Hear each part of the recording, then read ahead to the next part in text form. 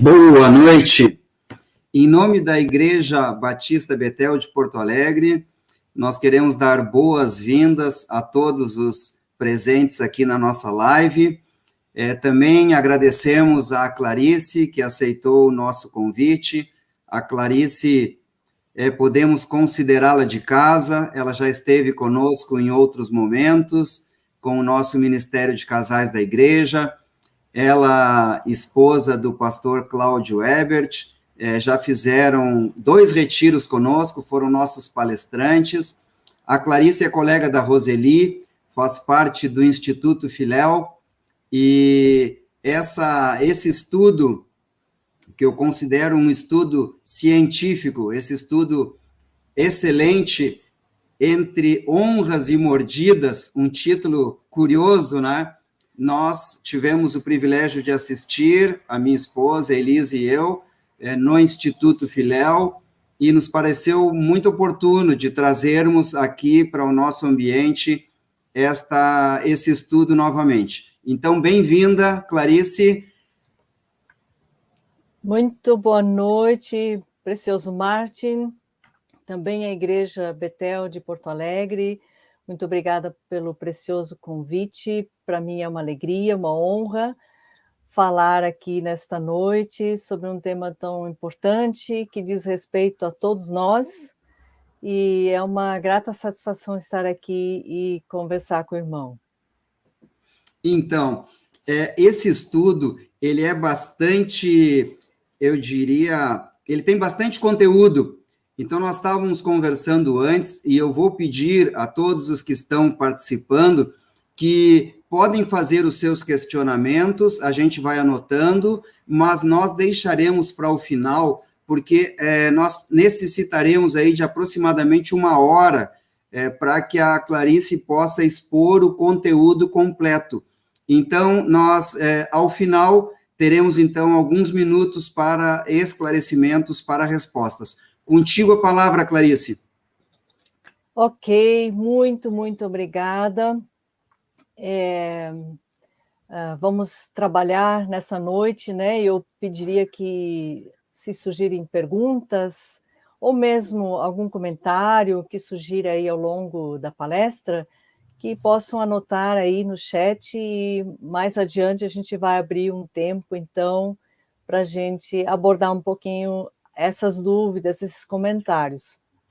Bom, como disse o Martin, essa é uma palestra que ele esteve conosco quando a gente apresentou ela em comemoração aos 25 anos do Instituto Filéu de Psicologia, que é a nossa clínica aqui em Curitiba, onde eu, juntamente com alguns outros colegas da psicologia, trabalhamos, e a gente desenvolveu vários temas, e essa aqui foi uma responsabilidade minha, que eu desenvolvi e apresentei. Então, ela tem uma sequência dentro do ciclo vital familiar, onde nós vamos tentar entender como que essa relação, essa delicada relação entre pais e filhos, entre honras e mordidas, acontece ao longo do ciclo vital da família. Então, a gente optou realmente por apresentar todo o conteúdo primeiro, para que a gente não tivesse nenhuma quebra, tivesse uma sequência lógica e sistemática dentro do nosso tempo, e aí depois a gente vai abrir para perguntas. Então eu peço para o nosso técnico Ricardo, que tão gentilmente está nos bastidores aqui, com sua competência técnica, nos auxiliando, para que ele coloque o arquivo para a gente poder dar sequência aqui. Ok, já apareceu aí, né? O tema, então, é pais e filhos entre honras e mordidas, e o subtema, as nuances parentais e filiais ao longo do ciclo vital familiar. Inicialmente, aqui como introdução, a gente tentar entender que o valor de nobreza contido na honra infere que é uma das posturas mais elevadas que se pode assumir como conduta, e é mesmo uma nobre maneira de se expressar para alguém que nós consideramos importante. E quando isso é aplicado aos pais, a gente entende que honrar aos pais envolve adotar um princípio de conduta pessoal de dignidade, numa postura que doa respeito, doa amor, perdão, consideração e reconhecimento pela posição importante de pais que eles ocupam, né. Então essa a honra aplicada aos nossos pais, e não tem muito a ver quem eles são, mas simplesmente pelo fato deles estarem nesta posição. E a honra aos pais está relacionada com um dos 10 mandamentos bíblicos, inclusive, né? Muito conhecido, inclusive popularmente, os 10 mandamentos bíblicos são muito populares até os nossos dias atuais, né? E lá diz, lá em Êxodo, que é lá no Antigo Testamento, Êxodo 20:12, fala tão claramente: honra teu pai e tua mãe, a fim de que tenhas vida longa na terra que o Senhor teu Deus te dá.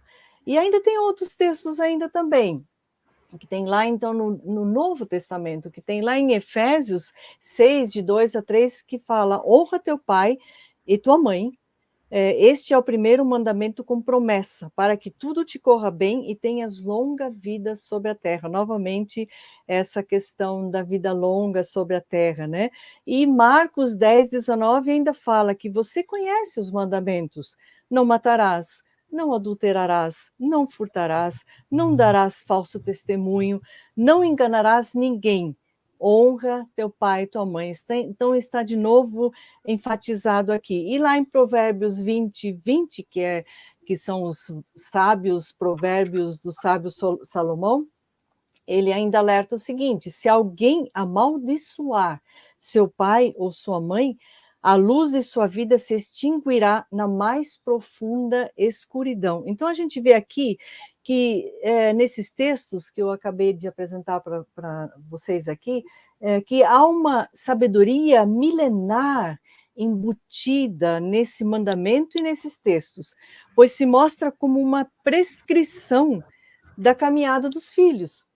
É como se houvesse uma ciência meio que premonitória de que os filhos que honram os seus pais teriam, então, vida longa, né. Então, dessa forma, parece que a honra seria uma postura requerida de todos os filhos, e todos nós somos filhos, todos temos um pai e uma mãe, alguns têm pais um pouco mais, intelectuais, outros um pouco mais sábios, e por outro lado nós temos pessoas que têm pais insanos, pais insensatos, alguns até mesmo criminosos, e é difícil a gente entender essa postura de honra, por isso que isso tem mais a ver com quem honra do que com quem merece a honra propriamente dita, né. E esse conceito a gente encontra não só dentro da ótica cristã, porque mesmo pessoas de outras religiões que não a cristã, ou mesmo até pessoas ateias, têm a honra como um dos princípios que norteiam a vida, essa honra, inclusive aos pais. Até popularmente se percebe que a honra se estabelece como um princípio ético, para a vivência das famílias como um todo. Dessa forma, a honra aos pais se estabelece nas mais variadas culturas, seja pela via religiosa, ou cultural, ou histórica, ou por uma ética familiar e social mesmo, né. Então, portanto, a honra aos pais, ela se mostra como um princípio estabelecido para todos, quer nós sejamos bebês, crianças, adolescentes ou adultos, né. No entanto, a forma como nós expressamos a honra aos nossos pais vai se diferenciando ao longo do desenvolvimento do ciclo da vida familiar. E nós vamos entender essas diferenciações nesse nosso estudo nessa noite. Quando essas diferenciações não acontecem, as relações familiares podem ficar seriamente comprometidas. E isso acontece com maior frequência do que nós podemos perceber na nossa família, e nem sempre a expressão da honra ocorre adequadamente de acordo com a idade cronológica que nós temos, né. Por exemplo, é possível ter idade de adulto e ainda apresentar uma postura infantil ou mesmo adolescente de honra aos pais. Para entendermos melhor esse aspecto, nós vamos avaliar a sequência das possíveis posturas dos filhos na relação com os pais dentro do ciclo vital. E o que a gente poderia pensar sobre as mordidas? As mordidas, né? Essa imagem foi uma imagem que eu encontrei para não colocar humanos se mordendo, coloquei um animal, que é o gato, né? Que a gente vê ali que são mordidas que não são necessariamente coisas que a mãe não suporta, que o pai não suporta, mas os filhos mordem de alguma forma, né? Os pais perceberão essas inúmeras mordidas por meio das inúmeras demandas de seus filhos, desde cedo, já nas primeiras interações, juntamente com essa percepção, vão constatando que, apesar deles, pais, se dedicarem em amor ao papel parental, nem sempre os filhos retribuirão ao seu empenho com beijos, mas o farão também com certa dose de mordidas. E quem é pai e quem é mãe já sabe muito bem disso, né? E os pais, então, nessa dedicação amorosa para um bom desempenho de seus filhos, comumente suportam as mordidas dos filhos, até mesmo aceitando-as como parte da trajetória parental. E essas mordidas, elas já se manifestam nos primeiros dias de vida, conforme explica nosso querido professor Dr. Carlos Hernandes, que é psiquiatra e professor, ele mora lá na Argentina, ele já está com 82 anos, mas ainda está lúcido e nos ensina muitas coisas importantes. E ele refere que apenas um ser suporta a mordida no bico do seio e, apesar da dor lancinante, aguenta firme e continua nutrindo. Quem é esse ser? A mãe, né? Ela amamenta seu filho com afeto e ele, em meio à voraz sucção da fome, inconscientemente a morde sem dó.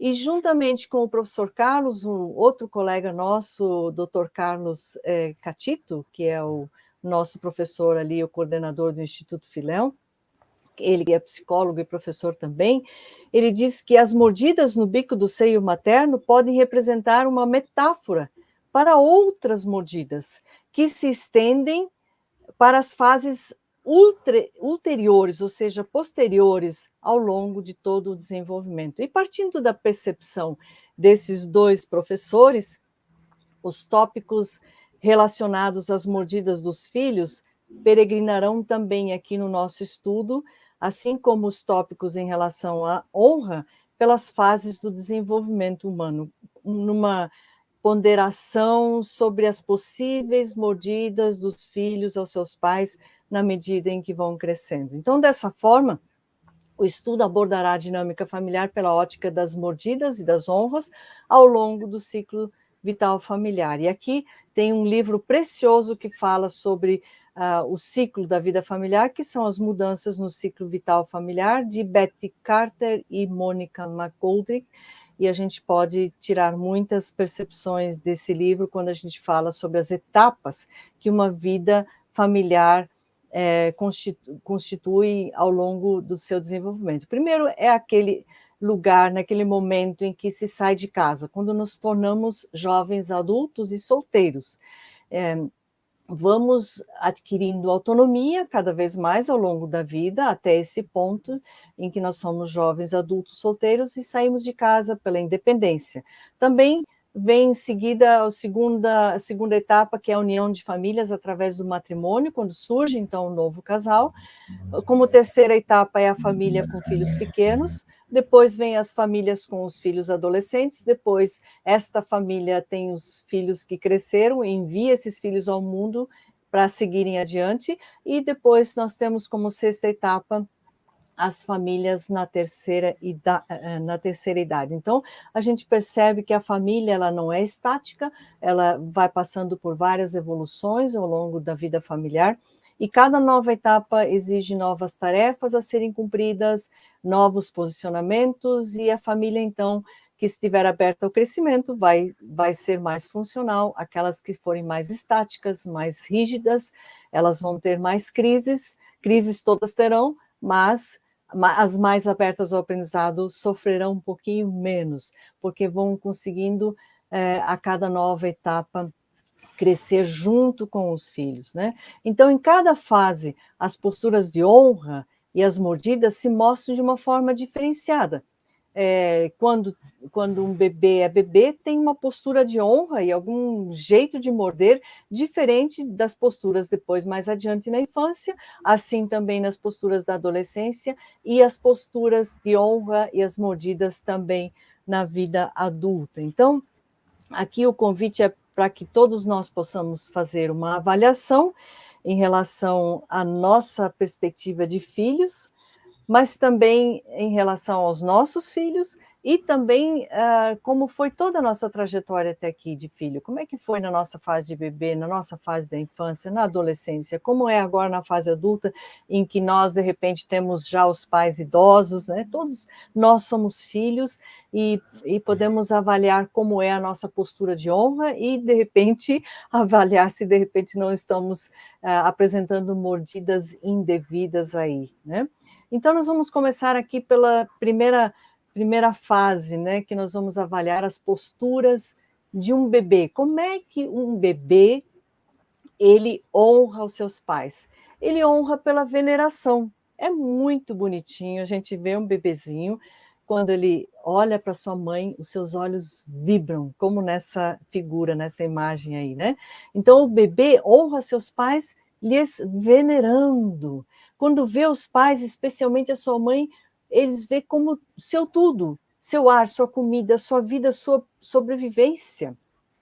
Nos primeiros meses, a criança pequena tem absoluta veneração por seus pais. E a mãe, obviamente, em primeiro lugar, né? O relacionamento mãe e bebê geralmente é simbiótico e fusionado. E para que isso acontece, isso é natural nessa fase acontecer.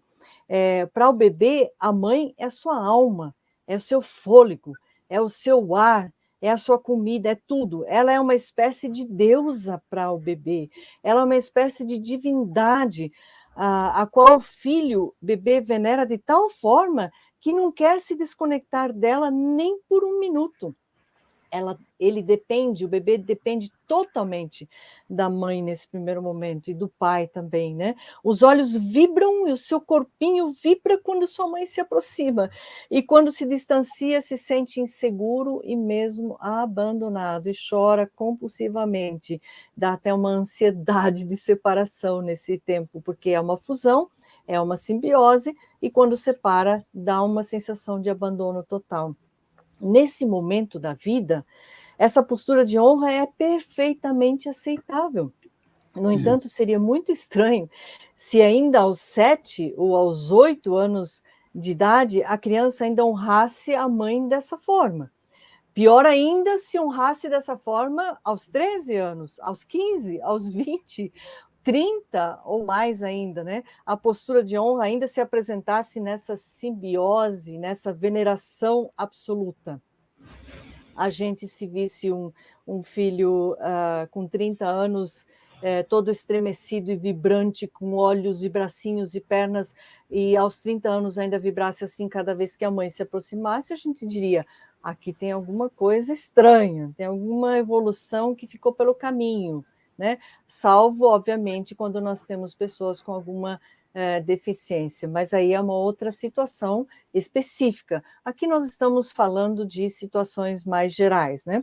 Então, para que o filho saia dessa postura, é preciso que na interação com o ambiente ele aprenda a se inserir no mundo como sujeito diferenciado da mãe, ou seja, ele precisa ir aprendendo que ele não é um com a mãe dele, né? Muitas vezes esse processo se estende por muito mais tempo, porque a própria mãe contribui para esticar essa dependência por mais tempo, pois ter um bebê é uma experiência realmente fantástica e receber esse tipo de honra pela via da veneração absoluta de um bebê, que é uma admiração de um olhar que se encanta cada vez que se aproxima, é algo que dificilmente uma mãe vai obter de uma outra pessoa. Não vamos ter isso de outra pessoa, né? E dependendo da autoestima e das carências da mãe, esse fusionamento bebê-mamãe pode se estender ainda de uma forma inadequada por muito mais tempo do que deveria.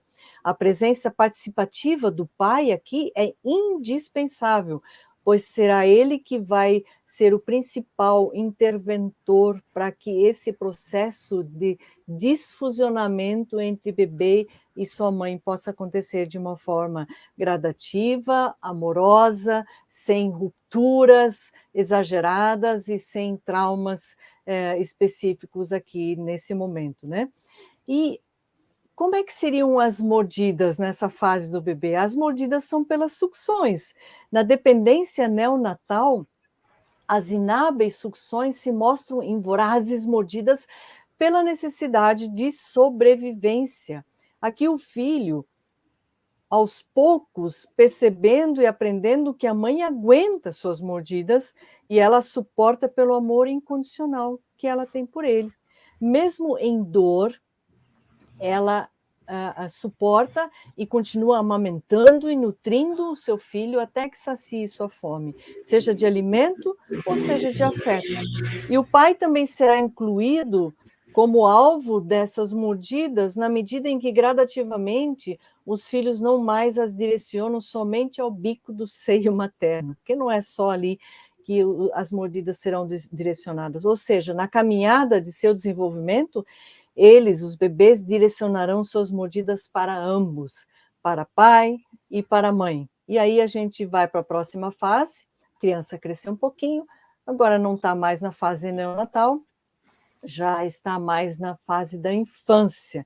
E como é que uma criança, na fase infantil, honra os seus pais? Pela obediência. Ah, mas não é essa obediência cega, autoritária, que os pais impõem. Não, veja bem, nós estamos falando de honra, nós estamos falando de imposição de um sistema. Não, uma postura que a criança vai desenvolvendo, e é muito fácil a criança honrar seus pais pela obediência, porque ela segue na confiança de que os pais sabem mais. Os pais são os seus heróis nessa fase, né? A gente sabe disso pelos estudos sobre a forma como os filhos veem, e não como heróis de uma forma banalizada, mas é algo que brota pela criança, pela admiração que ela tem por esse adulto.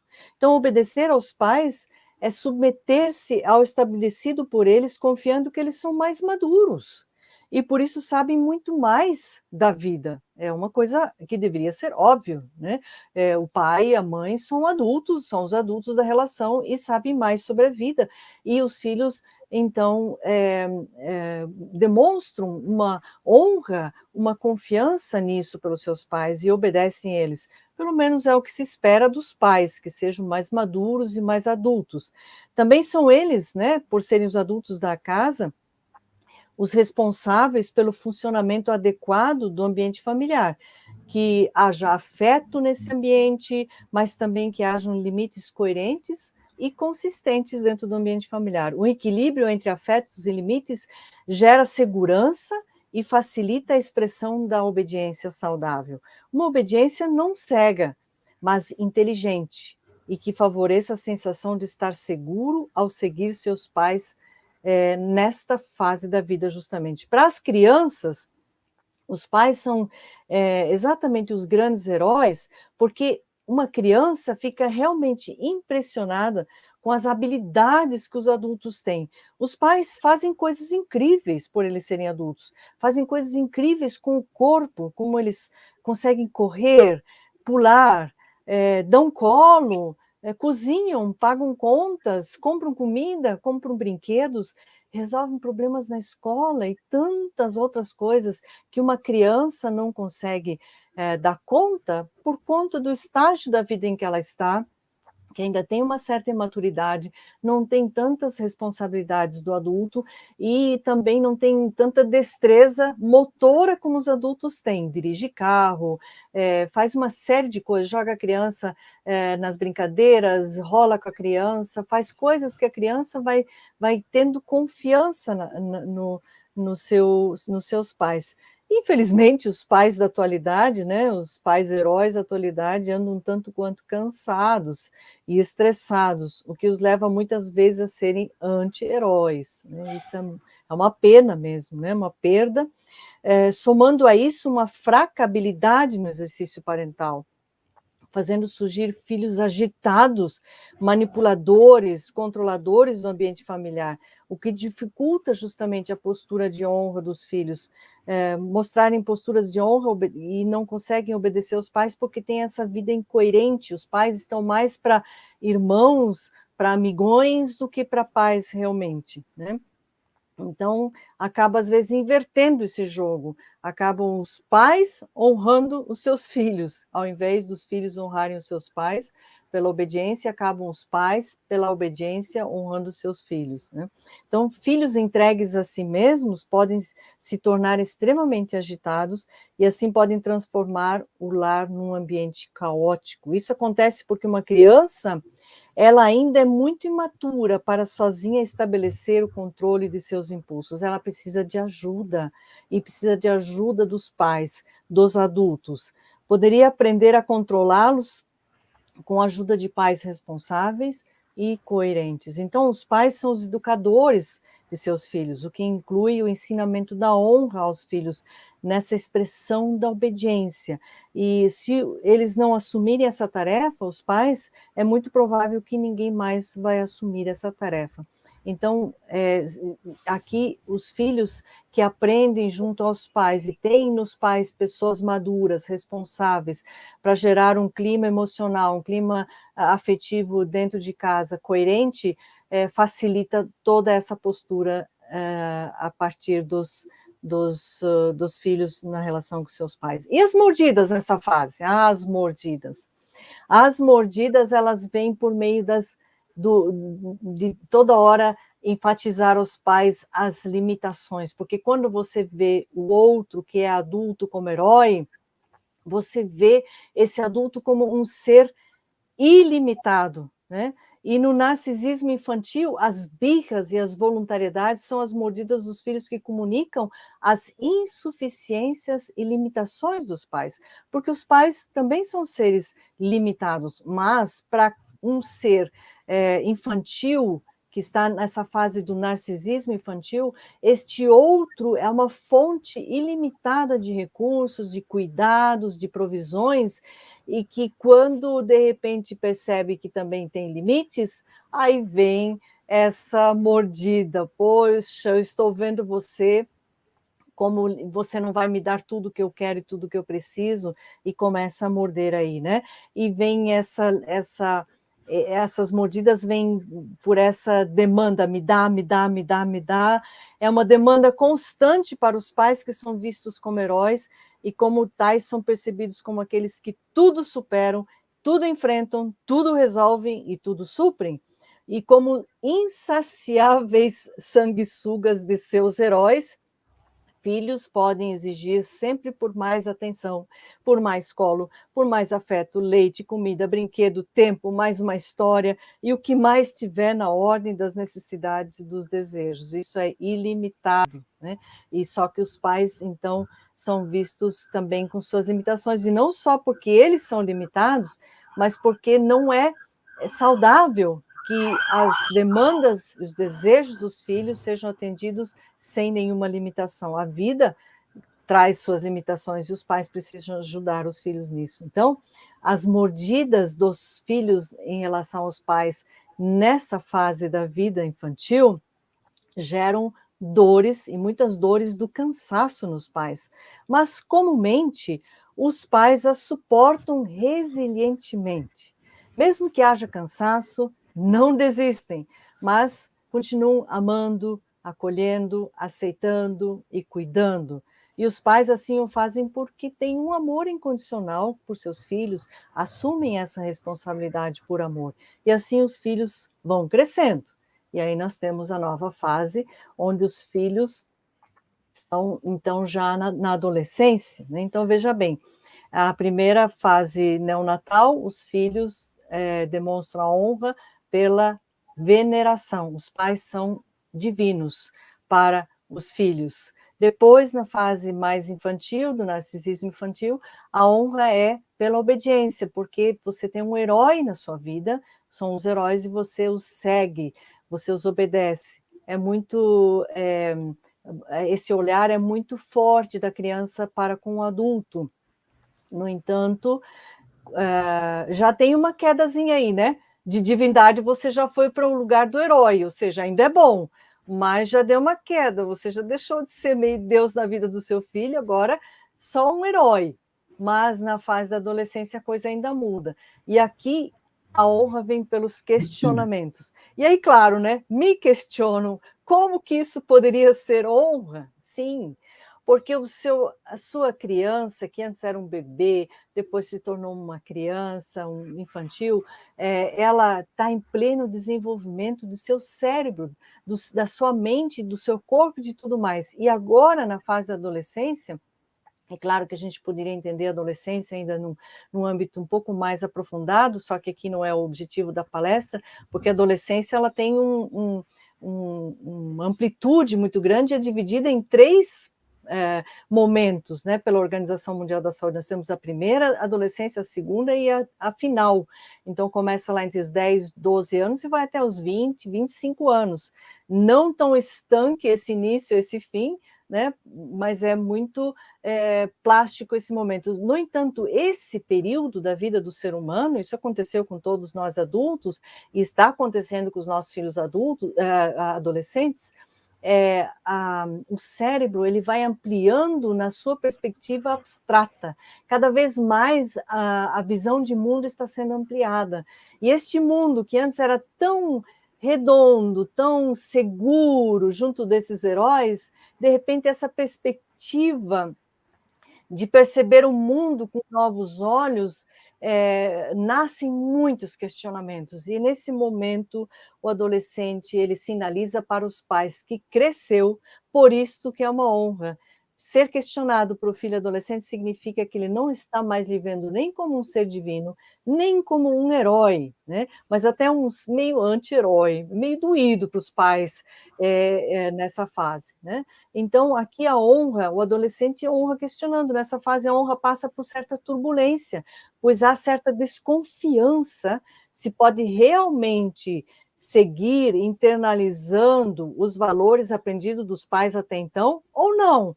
Começa a questionar, eu preciso testar esses valores, porque até aqui a caminhada foi nos passos dos valores dos pais. A partir da adolescência, esses valores então são questionados para fazer uma avaliação se vou internalizá-los ou não, para seguir como agora meus valores, ou logo mais na vida adulta, eles serem não só dos meus pais, mas meus. Então faz meio que um filtro nessa fase.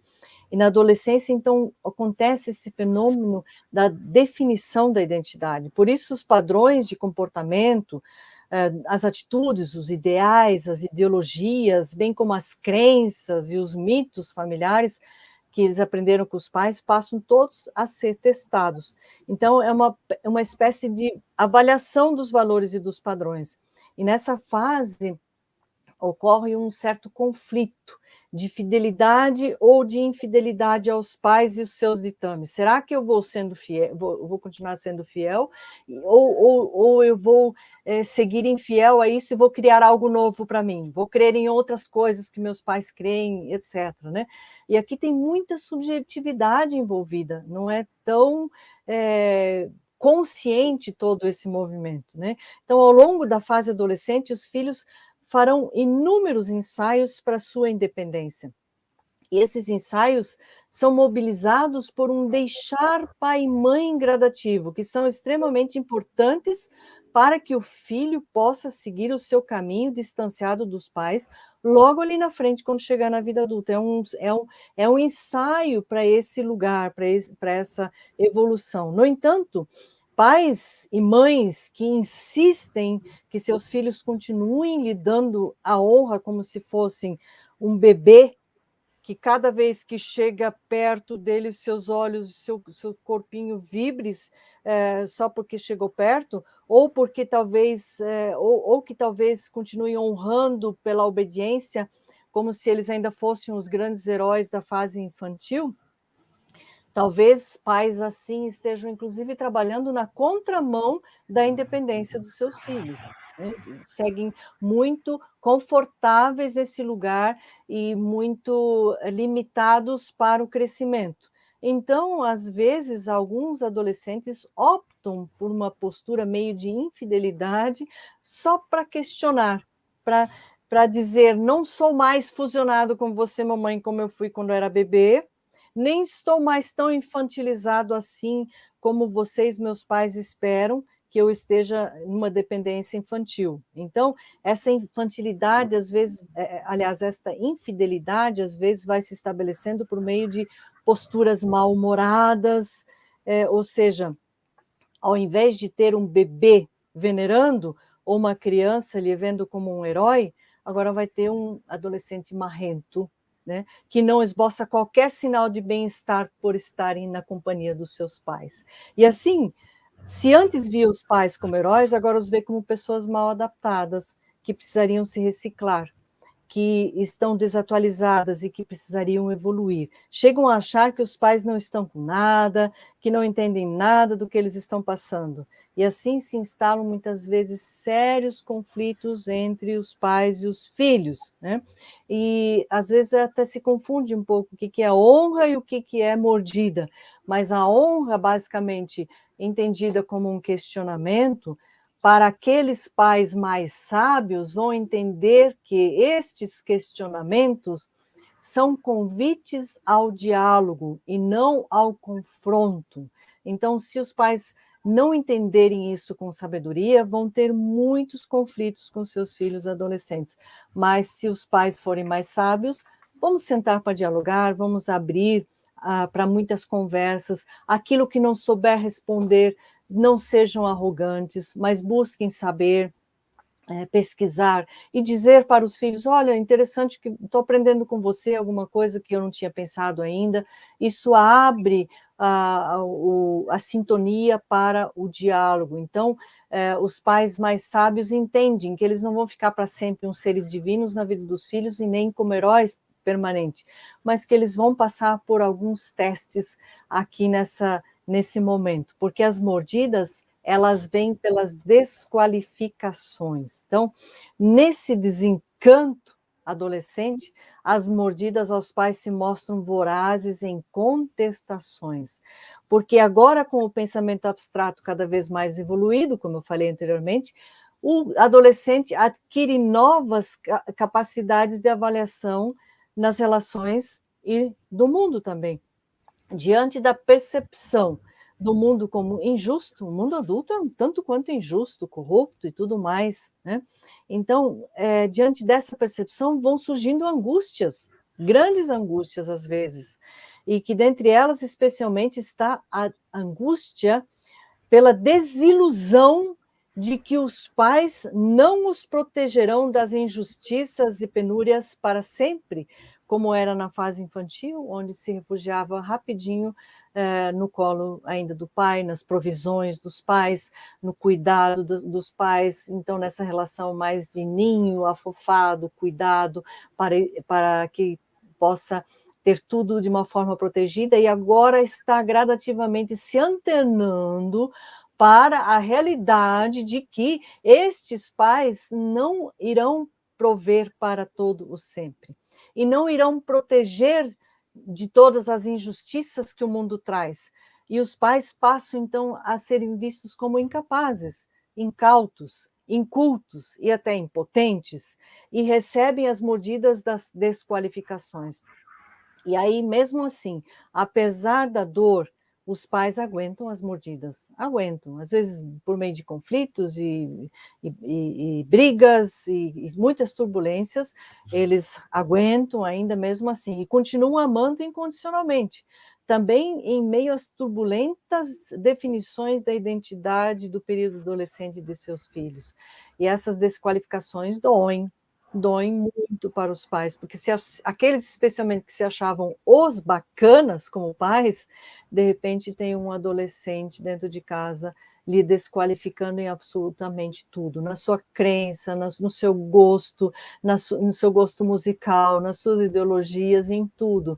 E vem muito dessa desqualificação de que você não é qualificado para me proteger de tudo que o mundo está me apresentando. Tem inconscientemente um desencanto. Às vezes, quando eu falo isso para alguns pais que estão com filhos pequenos, eles dizem assim, não me diga isso, eu não quero nem saber como é que eu vou passar por isso, né? Mas é verdade, todos os nossos filhos, quando chegarem na fase adolescente, vão se desencantar da gente. É inevitável, acontece com todos, né? E aí vamos seguindo. Chegamos na fase adulta, somos filhos, de repente, adultos, e os nossos filhos também chegam à vida adulta, e nós nos tornamos também adultos em relação aos nossos pais. Como que um adulto honra os seus pais? A honra do adulto jovem, né? Pelo perdão, pelo respeito e pelo amor. O adulto jovem honra perdoando, respeitando e amando, mesmo que decida por caminhos diferentes dos seus pais, estes não perderão a referência de pais, né? E basicamente é uma grande descoberta que se faz aqui para poder honrar os pais dessa maneira. É quando de repente tem um insight que, ok, meus pais não são mais divinos, não são mais heróis, também não são os anti-heróis que eu achei que eram, é um insight de que meus pais são humanos, e como humanos são imperfeitos. E aquilo que eles falharam, eu posso perdoar, e eu posso respeitá-los e posso amá-los, mesmo que eu não siga eles em 100% do que me ensinaram e eu queira fazer algo melhor. Que bom, né, que os filhos evoluem. Já disse alguém que se os filhos apenas repetirem exatamente o que os pais fizeram e não fizerem nada melhor, o mundo não caminha, o mundo não evolui. Então, nós precisamos que as novas gerações sempre melhorem aquilo que os pais fizeram anteriormente, né? Então, nós podemos sim fazer os filtros e podemos melhorar. E aquilo que a gente julga que os nossos pais erraram, que todos os pais erraram. Não existem pais perfeitos. Em alguma medida, nossos pais erraram. Todos os pais erraram. Nossos pais erraram e nós vamos ter que perdoá-los de alguma coisa. Assim também, esperamos que os nossos filhos consigam nos perdoar, para que eles possam se livrar também dos nossos defeitos e dos nossos males, né? Má conduta, às vezes, como pais. E assim também os filhos deles vão ter que perdoá-los de alguma coisa, porque todos nós deixamos a desejar em alguma medida. Obviamente que aqui nós não estamos banalizando isso, né? Ainda continua sendo importante que os pais sejam responsáveis e habilidosos na educação dos seus filhos, mas também saber que nós somos humanos e somos imperfeitos, né? Então, geralmente nós chegamos nessa vida adulta muito fiéis ao que os nossos pais nos ensinaram, mais até do que nós gostaríamos, né? Então, se antes nós tínhamos aquela dúvida, seguir ou não seguir, o que os pais colocaram, geralmente nós vai e vem, segue, não segue, segue, não segue, segue. E às vezes até aquilo que a gente jurava de pé junto, isso nunca vou fazer. Aí, de repente, a gente está lá no mundo adulto, a gente se olha no espelho e diz assim, nossa, é igualzinha a minha mãe, igualzinho meu pai, estou fazendo igual. E se aquilo que a gente julga que estamos fazendo igual precisa por alguma revisão, é nossa responsabilidade. A partir da vida adulta, perdoar os pais daquilo que eles não completaram, aquilo que eles não fizeram tão bem feito. Quando nós chegamos na vida adulta, é hora da gente pegar as rédeas e dar continuidade ao nosso desenvolvimento, que ele vai se finalizar só no dia da nossa morte. Mas a tarefa dos pais, ela finaliza como função parental a hora que os filhos se tornam adultos, porque como adultos eles vão andar pelas próprias pernas, vão assumir a sua própria responsabilidade em relação à continuidade do seu desenvolvimento. Aqueles filhos que não conseguem passar por esse processo de fazer essas avaliações e não conseguirem perdoar as penúrias dos pais, poderão ficar reféns dos erros dos pais para o resto da vida. E às vezes isso pode ser uma prisão, na continuidade da vida, né? Então, mas como eu ia falando, geralmente é muito fiel, os filhos são muito fiéis às palavras ditas para os filhos, né?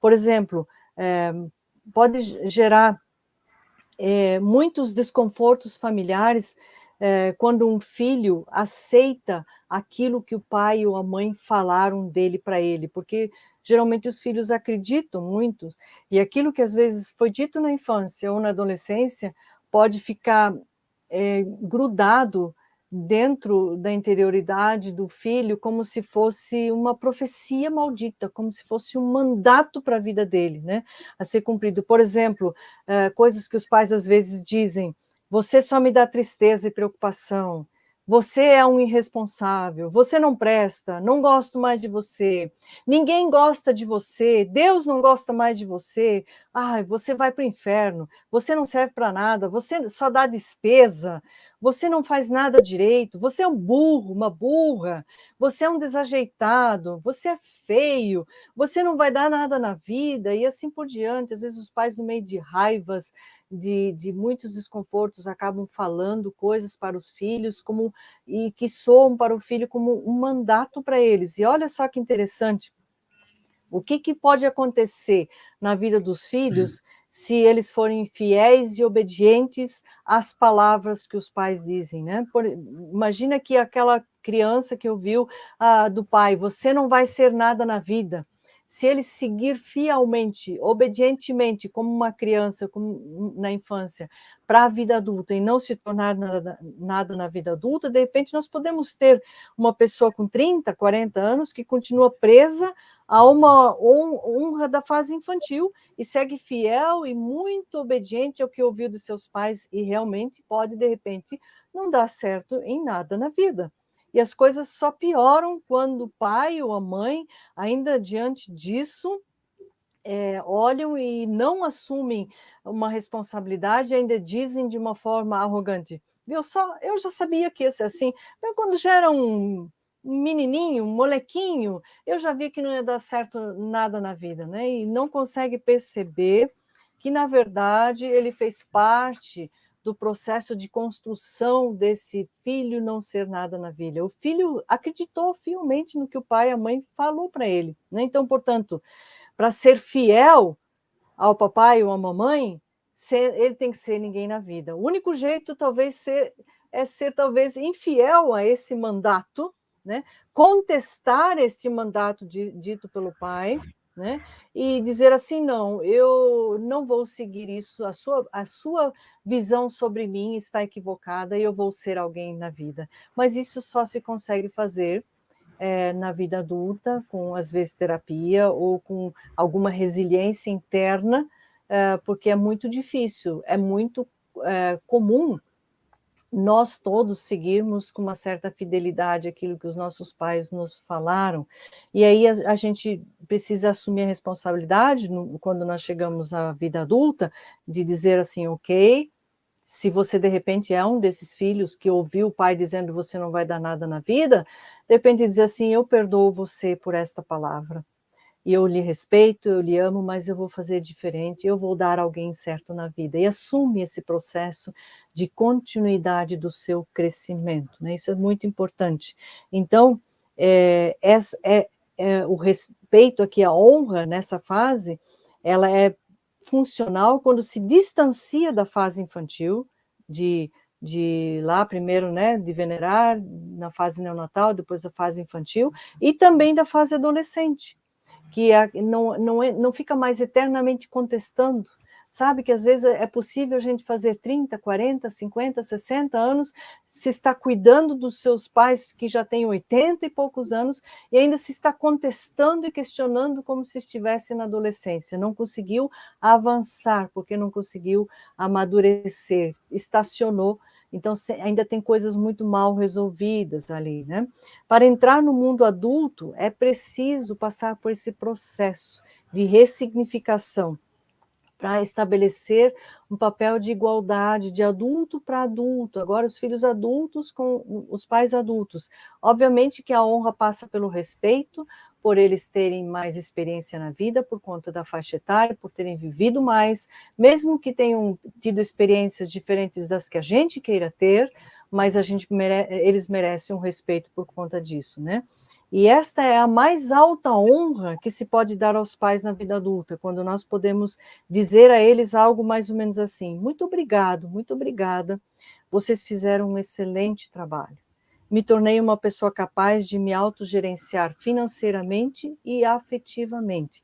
Agora posso absolver, ou seja, posso liberar vocês da tarefa da responsabilidade de me cuidar, pela responsabilidade de me orientar, de me educar.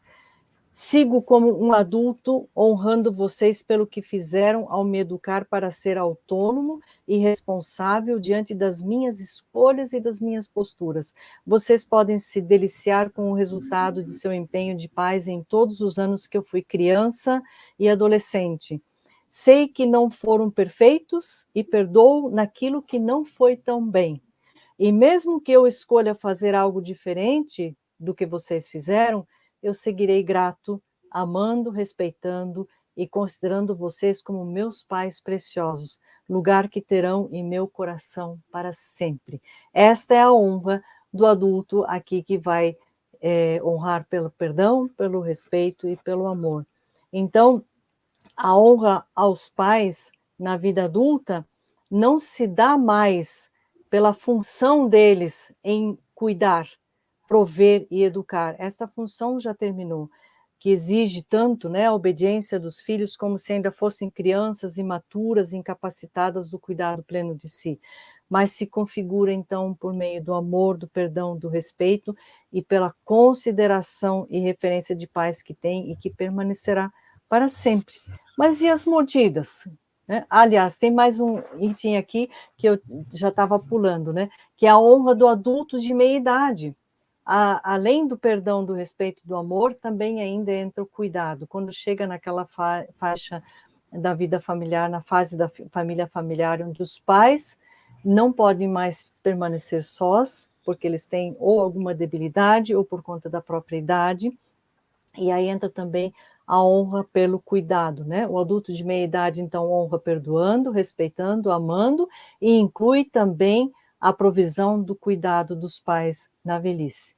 E as mordidas? As mordidas vêm, às vezes, muito sérias pela via da culpabilização, né? Então, na independência adulta, as mordidas são como ácido corrosivo gotejado por culpabilizações. As escolhas erradas são transferidas aos pais. Sim, somente as erradas, né? Porque as escolhas bem-sucedidas, elas são proclamadas como conquistas pessoais ou pela interferência de outras pessoas, né? Que não são os pais. É como se as asas que eles têm e que voam, eles estivessem colados sozinhos ali, né? Então é quase isso. E essa transferência de culpa pelos desacertos é a maior das mordidas e é quase insuportável para muitos pais. Então, uma mordida que abocanha não mais o bico do seio da amamentação, mas que corrói as entranhas da alma dos pais na meia-idade, como também em sua velhice. E os filhos que erraram o passo, que fizeram escolhas erradas, sabem muito bem, mesmo que inconscientemente, que os pais aguentam a dor das culpabilizações por seus erros, porque, claro, todos os pais erraram em alguma medida. Então, quando veem os filhos fazendo coisas erradas, acabam aceitando essa culpabilização. Até mesmo sabem que os pais, ao serem apontados como culpados, refletirão sobre suas culpas e as suas falhas parentais, né? E a transferência da culpa pode ilusoriamente aliviar os filhos mordedores de suas responsabilidades no processo de crescimento. No entanto, os pais, mesmo que suportem as mordidas e sigam amando incondicionalmente, em seu íntimo sentirão a dor, e sentirão muita dor mesmo, né? Os filhos somente entenderão a amplitude da dor infligida aos seus pais por suas mordidas ao se tornarem pais e alvos das mordidas de seus próprios filhos. Então, é uma caminhada.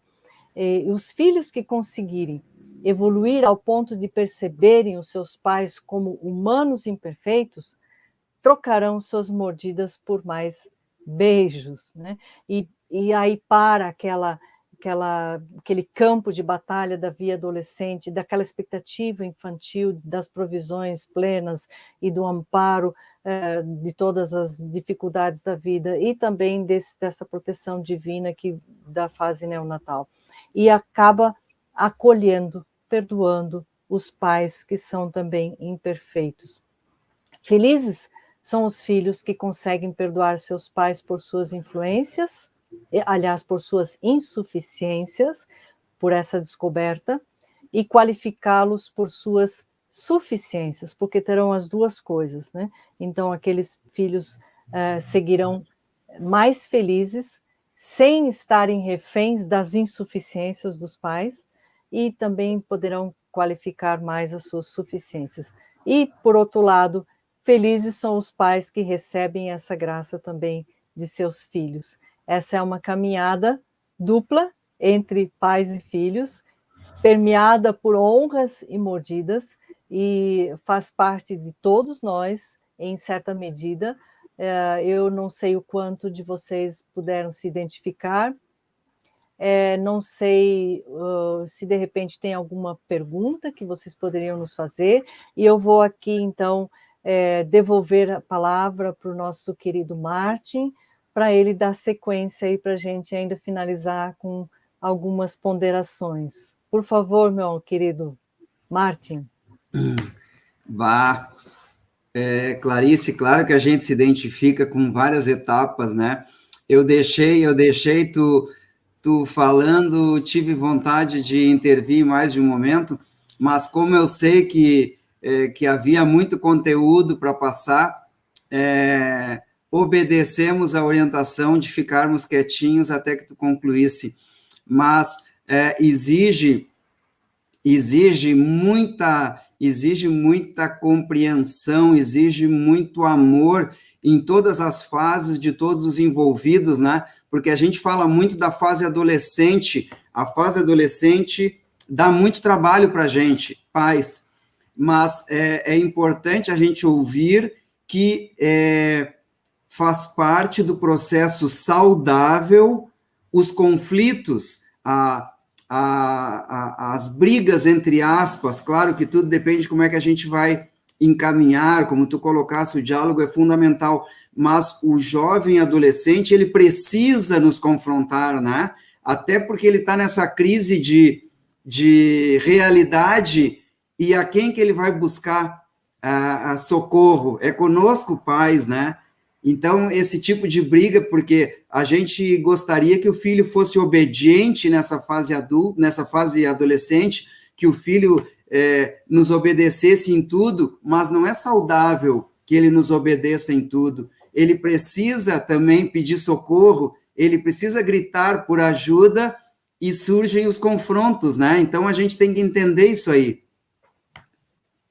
Isso, não tem como, é inevitável, os questionamentos virão, né?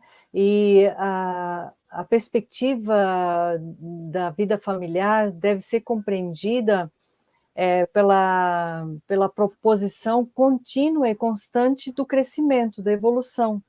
A gente não pode permanecer tratando os nossos filhos eternamente como se fossem crianças pequenas, eles vão crescer. Então, se você tem um adolescente de 15 anos e o trata como uma pessoinha de 5 anos, obviamente vai haver conflitos, muitos conflitos, e porque ele precisa, de repente, levantar as bandeiras e convencer os pais de que ele cresceu, né?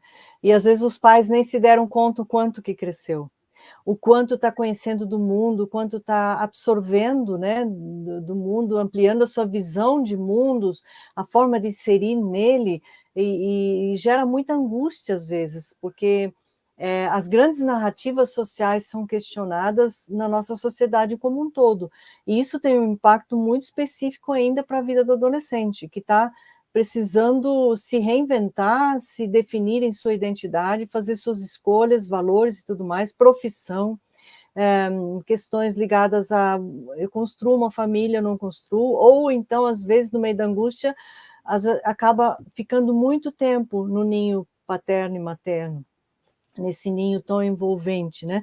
Então, aqueles que não questionam simplesmente ficam muito afofadinhos dentro do ambiente materno, muito caladinhos, paterno, os pais deveriam se preocupar um pouco, né, com isso. Ainda já está com 15, 20 anos e ainda está com comportamento infantil, nada cutuca esse ser humano para frente, o que está acontecendo, né? Então, precisariam avaliar isso mesmo, tirar mais do quarto, chamar para conversar, questionar e tudo mais, isso faz muito bem aos pais.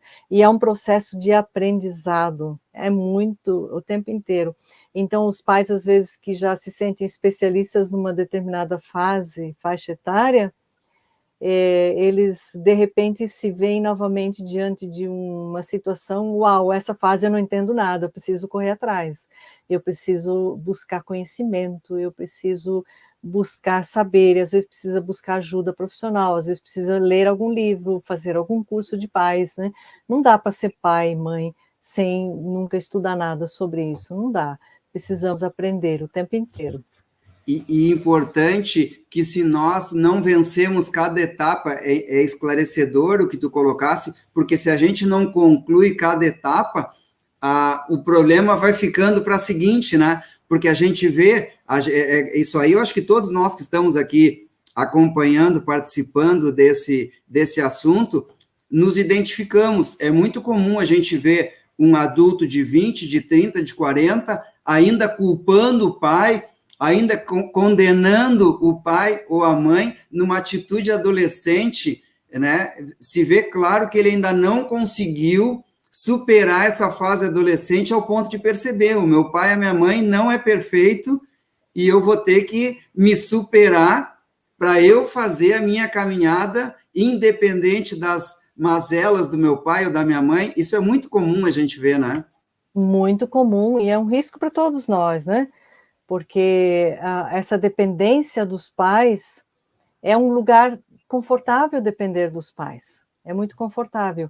E a dependência tem a ver com finanças, por um lado, mas, por outro lado, essa parte afetiva, né, que envolve o cuidado, o amparo, o amor, o lugar seguro, o colo, todo esse lugar. E ele passa por uma modificação quando a gente se torna adulto, ele precisa passar por uma modificação, né? Então, nem sempre se está preparado para isso.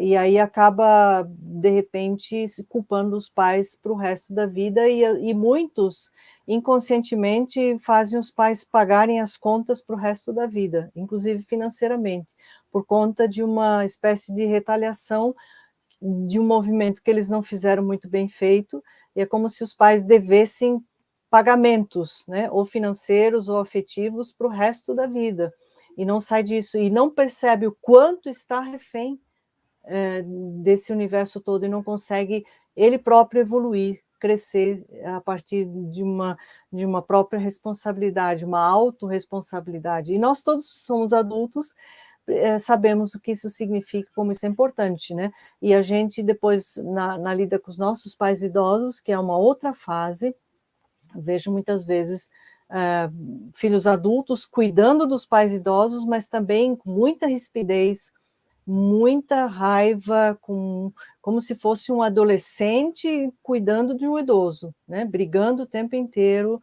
desqualificando o tempo inteiro.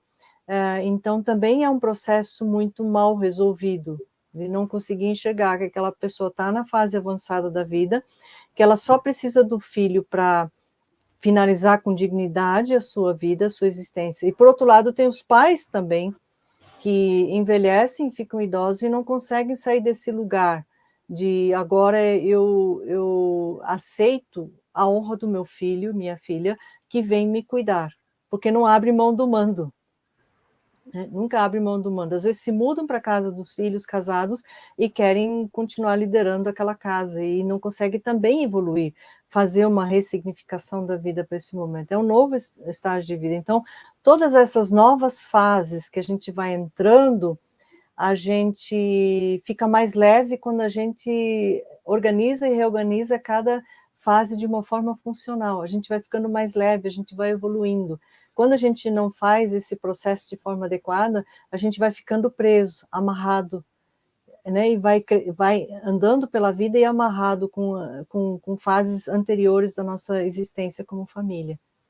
Sim, e por parte dos pais também, né, Clarice? Se a gente também, quando os nossos filhos são adolescentes e eles são contestadores, se a gente também não tem essa maturidade para entender esse processo deles de ansiedade, de angústia, de medo da vida real, se a gente também não tem a postura correta, nós também estamos plantando lá na frente esse rancor, essa cobrança, essa insatisfação que vai ficar depois até os 40, 50 anos, sabe lá até que idade, até que eles possam elaborar essa fase que faltou fazer na adolescência, né? De construir o seu próprio caminho, né? Exatamente, e olha só que fardo que é, né? Carregar rancor, mágoa, raiva, por convivências de uma época já tão distante, né, e continua carregando. São malas muito pesadas que se carrega. E perdoar também não é uma coisa fácil, não é simples.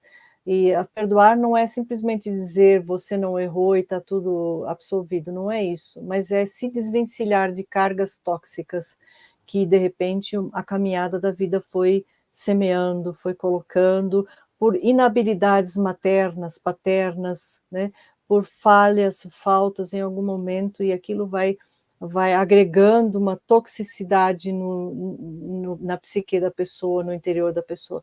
Então, quando a gente consegue também fazer esses ajustes, a gente, pelo perdão, consegue se livrar dessa carga tóxica, e isso nos deixa mais leves para outras frentes, né, outras articulações mais positivas da nossa vida.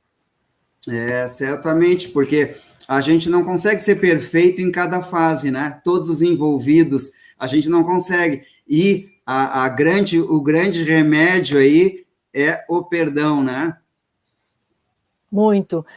Pais perfeitos não existem, né? Dizer isso é chover no molhado, todo mundo sabe, todo mundo fala, mas nem sempre a gente internaliza isso na vivência com os nossos pais, né? E todo mundo tem seus pais, todo mundo tem a convivência com os irmãos e tudo mais. Então, esse processo de ressignificar, quando a gente chega na vida adulta, é olhar para a nossa fase neonatal, nossa fase infantil, e tem momentos da nossa existência anterior que nem lembramos, né? E às vezes, tentando lembrar, vamos colocando até falsas memórias na nossa mente, coisas que às vezes nem aconteceram, ou que aconteceram de forma diferente, e às vezes junto na família, um irmão experimentou de um jeito, o outro experimentou de outro jeito, parece que nem tiveram os mesmos pais, né? É porque os pais, além de não serem perfeitos, eles também estão sempre em estágios diferentes na vida, né? Então, cada vez que nasceu um filho, estava numa faixa etária diferente, com experiências diferentes, e acaba tendo também intervenções e posturas diferentes. Então, esse é o grande convite na vida adulta. E aí, quando os nossos filhos têm filhos também, é uma nova caminhada para eles, e às vezes eles podem ressignificar isso junto com os filhos deles, a própria trajetória que eles tiveram. Assim foi com a gente também, quando nós tivemos os nossos filhos, né? Depois vem os netos, e assim vai, uma geração atrás da outra, e dentro de toda essa caminhada, a gente precisa se perceber como alguém que caminha pela vida aprendendo, crescendo, amadurecendo, né? E que isso nunca para, isso só para um dia da nossa morte. Legal, muito, muito bom, Clarice.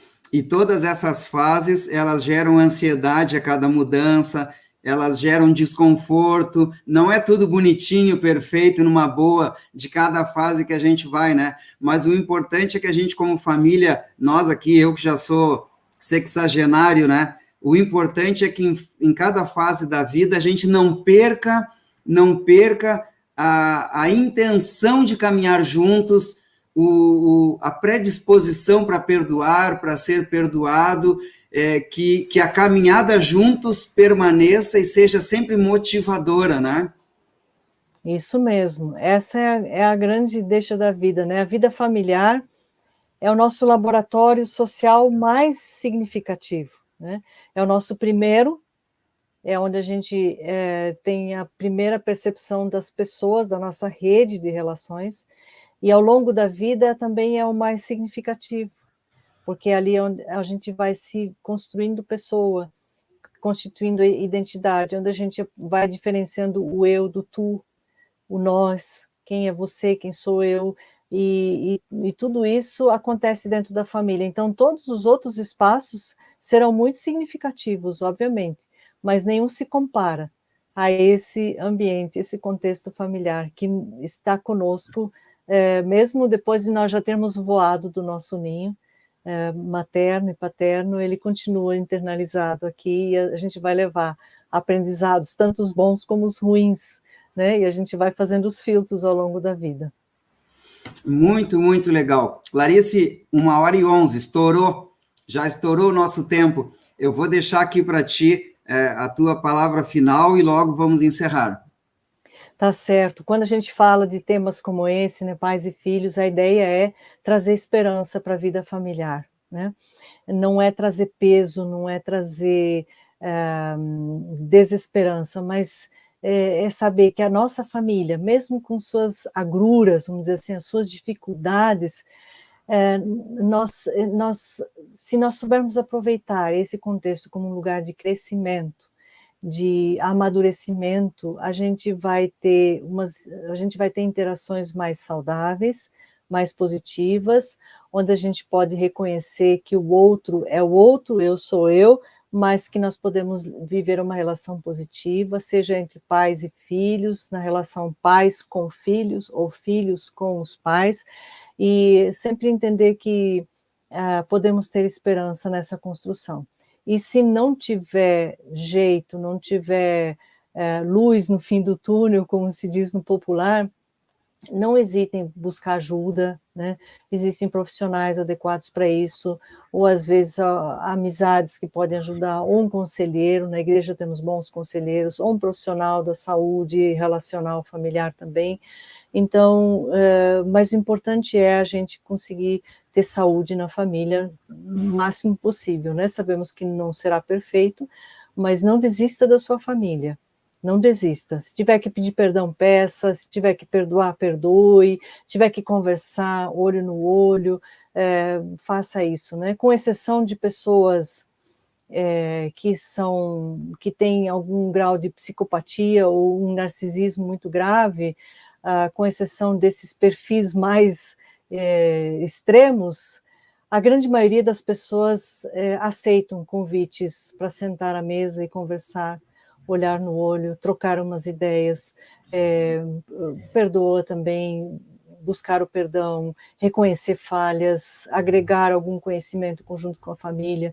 Então, a grande maioria acaba, mesmo com suas dificuldades, acaba acolhendo essa ideia. Então, busque fazer isso com a sua família. Reuniões de família são sempre muito importantes, mesmo com as crianças pequenas. Muito bom, muito obrigado. Em nome do Ministério de Casais da Igreja Batista Betel, eu quero agradecer a Clarice mais uma vez por ter aceitado o nosso convite. Obrigado a todos que estiveram conosco nessa live. Uma boa noite a todos. Deus os abençoe. Até a próxima. Tchau, tchau.